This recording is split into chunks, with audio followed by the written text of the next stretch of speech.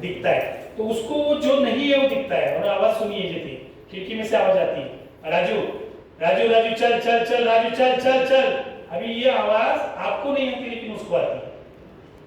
और जैसे कहा मैंने, यहाँ पे भी फर्श है लेकिन उसको ऐसा लगता है कि यहाँ पे जंगल है, तो यहाँ पे वो चलेगा, यहाँ पर नीचे उसको फर्श पे पत्ते लगेंगे, कर कर कर कर आवाज आएगा और वो जंगल में चला है ऐसा लगेगा, क्योंकि वो वास्तव का उसका टूट गया है, रिश्ता वास्तव से टूट गया है। ध्यान में आ गया? तो ये बीमारी इसको कहते हैं स्किज़ोफ्रेनिया। यही लोग रास्ते पे घूमते हैं, दाढ़ी बड़ी है, कपड़े नहीं है, कितने साल से नहाए नहीं है, यहाँ से वहाँ रास्ते के किनारे पर कुछ भी खाते हैं, हाँ, तो कहीं पे भी सोते हैं, रास्ते पे सो जाते हैं, कोई लोग उनको ब्लैंकेट दे देते हैं, कपड़े दे देते हैं, हाँ, तो ये है स्किज़ोफ्रेनिया की बीमारी। और इसके कारण भी यही है, मैंने जो कारण बताए वही। और तीसरा, हाँ, तीसरा है, हाँ, ये देखिए, दूसरा है बाइपोलर डिसऑर्डर। बाइपोलर डिसऑर्डर का क्या है, इतना ध्यान में रखिए, कभी खुशी कभी गम।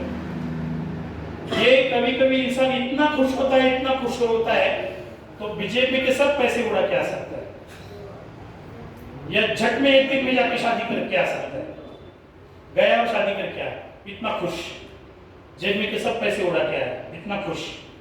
और जब डिप्रेशन में होता है, जब दुखी होता है, तो इतना दुखी होता है कि नस काट लेता है।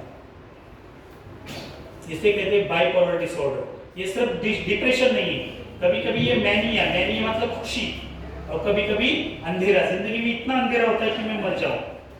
तो ये फेज होती है, 15 दिन के लिए डिप्रेशन में रहेंगे, 15 दिन के लिए मैनिया में रहेंगे, 2 महीने डिप्रेशन में रहेंगे, 2 महीने मैनिया में रहेंगे। इसे कहते हैं बाइपोलर डिसऑर्डर। ध्यान में आ गया?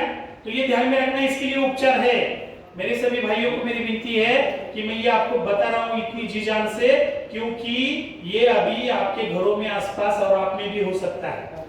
यहाँ पे जितने लोग बैठे हैं ना, ध्यान में रखो, यहाँ पे अगर 20 लोग हैं तो उसमें से 5 लोगों को एक तो मन की बीमारी हो चुकी है, मतलब होके गई है, अभी है या होने वाली है।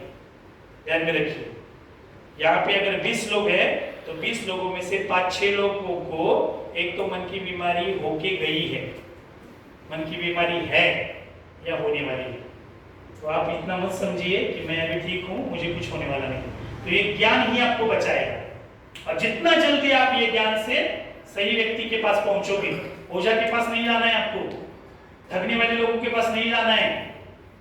हाँ, भगवान के लिए नमस्कार जरूरी है, जो अपने अपने हिसाब से जैसी श्रद्धा है वैसे वो अपनी उपासना कर सकता है। कोई भगवान को जाके नमस्कार करेगा, मस्जिद में जाके कोई नमाज पढ़ेगा, हाँ, चर्च में जाके कोई अपनी इबादत करेगा, बौद्ध विहार में जाके कोई अपना बौद्ध वंदना बोलेगा, वो अपना अपना करना है आपको, उसमें प्रॉब्लम नहीं।